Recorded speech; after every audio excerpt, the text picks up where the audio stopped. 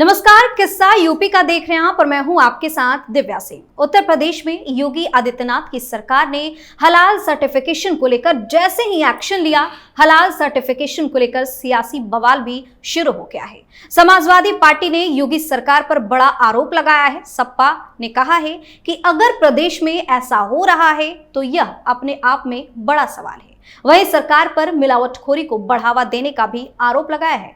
दूसरी तरफ बीजेपी का कहना है कि दोषियों के खिलाफ कड़ी कार्रवाई की जाएगी। इसी मुद्दे पर आज चर्चा के लिए मेरे साथ स्टूडियो में मौजूद हैं कैपिटल टीवी के एग्जीक्यूटिव एडिटर राजीव जी। राजीव सर, स्वागत है आपका। धन्यवाद। अब फिर से हलाल सर्टिफिकेशन पे भी सियासत शुरू हो गई है। देखिए, सियासत तो होनी ही थी, क्योंकि हलाल सर्टिफिकेशन ये छोटा मोटा मामला नहीं है।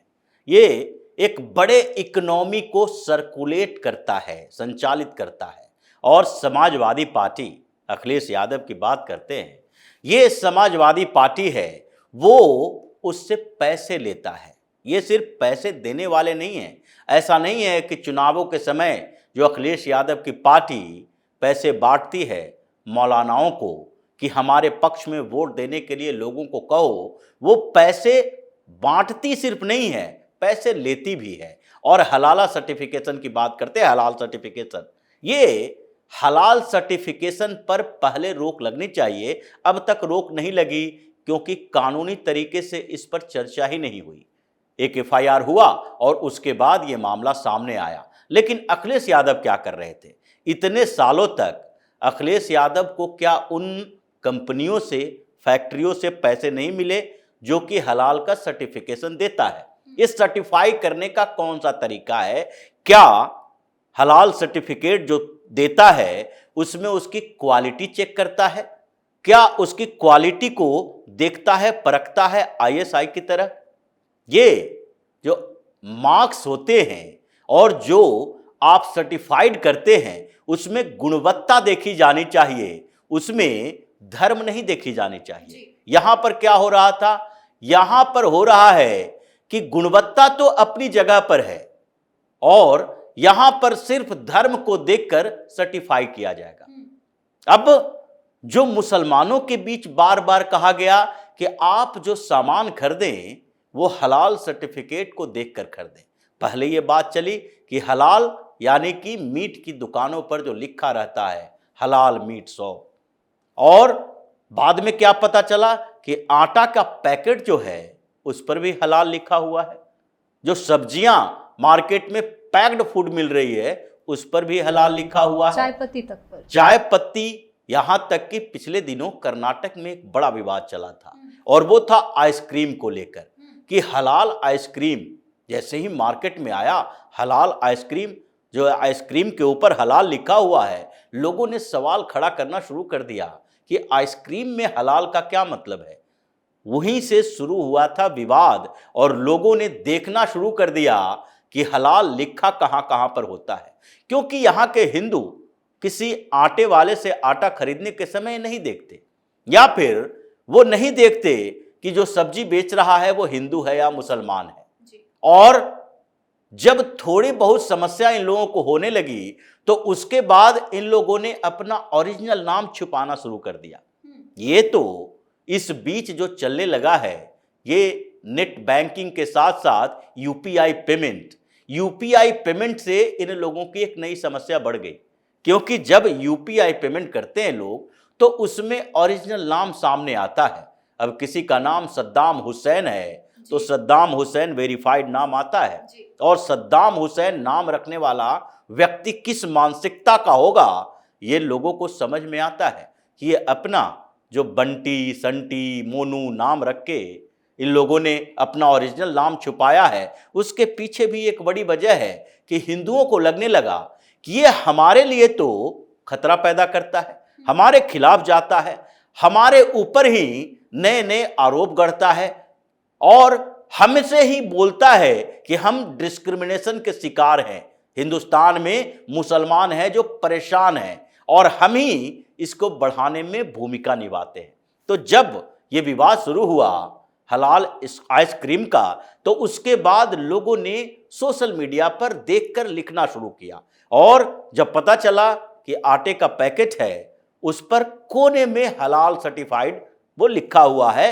और मुसलमान क्या करते हैं, इन लोगों को ये जरूरी नहीं है कि हलाल सर्टिफाइड खाना ही पड़ेगा, लेकिन ये जरूरी है कि इन लोगों को प्रवोक करने की कोशिश की गई कि देखो जो हलाल का सर्टिफिकेशन है ये तो इस बात की गारंटी है कि ये सिर्फ और सिर्फ उसी फैक्ट्री में बनी होगी जिसका मालिक मुसलमान होगा, क्योंकि कोई हिंदू फैक्ट्री मालिक या कोई जैन हो, बौद्ध हो या सिख हो या क्रिश्चियन हो, वो हलाल का सर्टिफिकेट लेने के लिए नहीं जाएगा। हलाल का सर्टिफिकेट देता कौन है?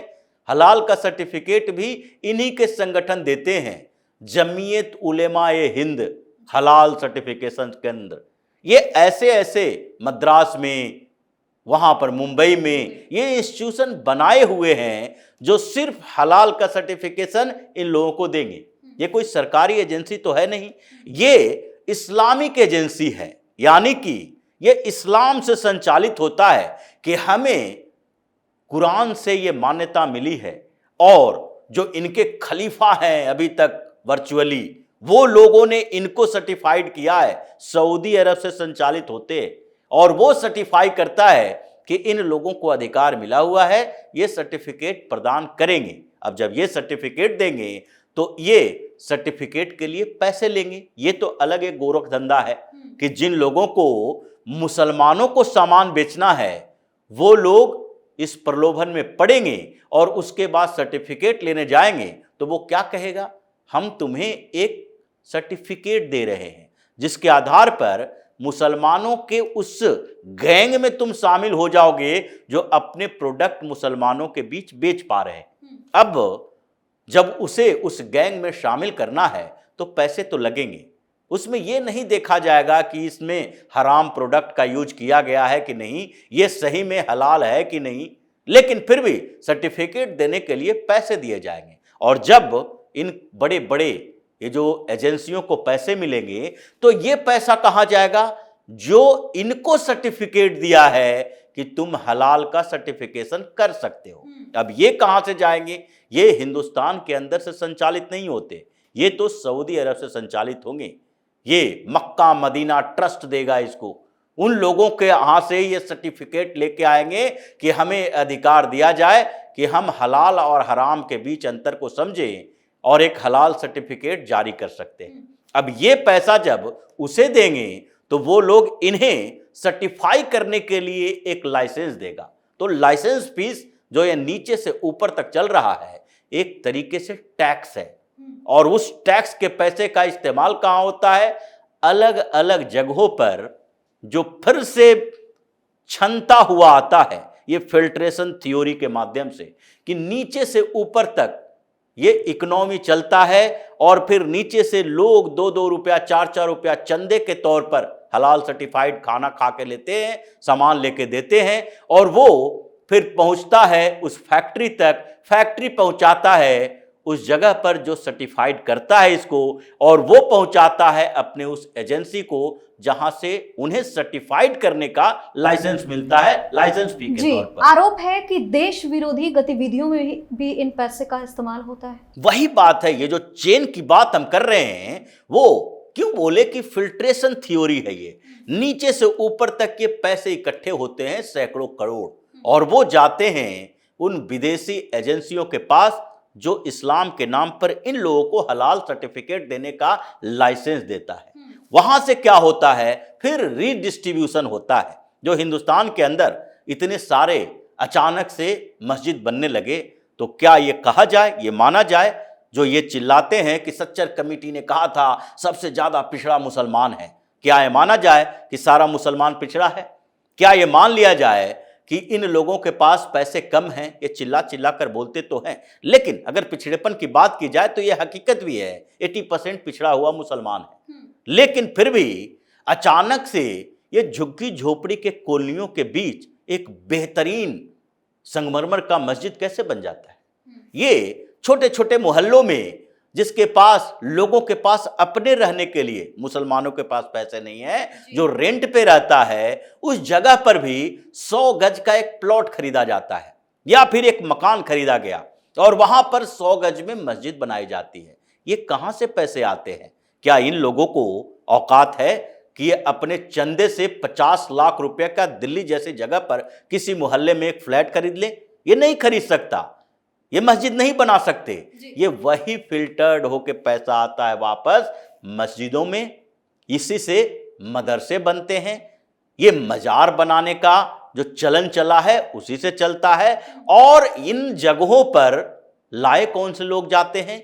इन जगहों पर बुलाए जाते हैं वो विदेशी मूल के लोग जो आतंकियों को ट्रेनिंग देते हैं, जो यहाँ माइंड वॉश करते हैं। वो जमात के लोग जो कोरोना के समय में चारों तरफ हिंदुस्तान में घूम घूम कर कोरोना का संक्रमण फैला रहे थे, वो जमाती आते हैं, यहाँ पर मजलिस करते हैं, यहाँ पर युवाओं को बरगलाते हैं, मुसलमानों को आतंकी बनाते हैं। ये पूरा का पूरा जो कारोबार चल रहा है उसमें एक भूमिका तो हलाल सर्टिफिकेशन की है। और जब ये नेक्सस पता चला एफआईआर होने के बाद, तो फिर इसके ऊपर कार्रवाई हुई है। और यही वजह है कि जो भी मुसलमानों के समर्थन करने वाली पार्टियां हैं, चाहे समाजवादी पार्टी ही हो, इनकी दुकानें, ये हलाल की दुकान तो इनकी भी बंद हो रही है। क्योंकि जितने जो फैक्ट्री है उत्तर प्रदेश के अंदर जो हलाल प्रोडक्ट बेचती है और उसके ऊपर ताला लग जाएगा, तो अखिलेश यादव को चंदा देने वाला कौन होगा?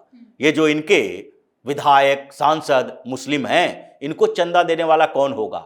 ये मुस्लिम इलाकों में प्रचार करने के लिए पैसे कौन देगा? मतलब सपा की भी हलाल की दुकान बंद हो रही है। अखिलेश परेशान है और इसीलिए इसे कहा जा रहा है गुणवत्ता के साथ कंप्रोमाइज किया जा रहा है, मिलावटखोरी को बढ़ावा दिया जा रहा है। ये मिलावटखोरी ये हलाल वाले करते हैं या सामान्य दूसरे लोग करते हैं, जिसको सर्टिफिकेट लेने के लिए कहाँ जाना पड़ता है? भारतीय एजेंसी के पास, जो स्टैंडर्ड तय करता है कि आपके सामान में ये प्रोडक्ट होने चाहिए। सारे इंग्रेडिएंट्स जो हैं उसको कम से कम पैकेट पर लिखें कि क्या क्या इसमें यूज किया गया है।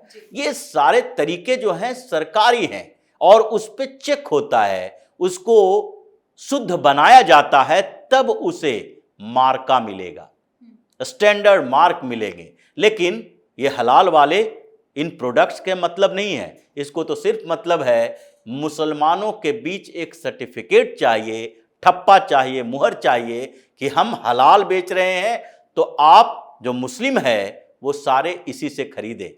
तो ये आर्थिक बहिष्कार और आर्थिक संयोजन, मुसलमानों का आर्थिक एकता, ये सबके ऊपर एक बड़ा आघात है, जिससे परेशानी बढ़ेगी। और इन लोगों को परेशान होना चाहिए, क्योंकि अब इनके परेशानी का समय योगी जी लेकर आ गए हैं। जी, बहुत बहुत धन्यवाद सर तमाम जानकारी के लिए। धन्यवाद। तो हलाल सर्टिफिकेशन का मामला यूपी में अब तूल पकड़ता जा रहा है। सीएम योगी के एक्शन से राज्य में हड़कंप मच गया है और जल्द ही उत्तर प्रदेश में हलाल सर्टिफिकेशन को लेकर बड़े ही सख्त नियम बनाए जा सकते हैं। किस्सा यूपी का में फिलहाल के लिए इतना ही। अगर आपने अभी तक हमारे चैनल को सब्सक्राइब नहीं किया है तो सब्सक्राइब कर लीजिए, हमारे वीडियो को लाइक कीजिए, शेयर कीजिए, साथ ही हमें कमेंट करके जरूर बताइए कि आपको हमारी खबर कैसी लगी।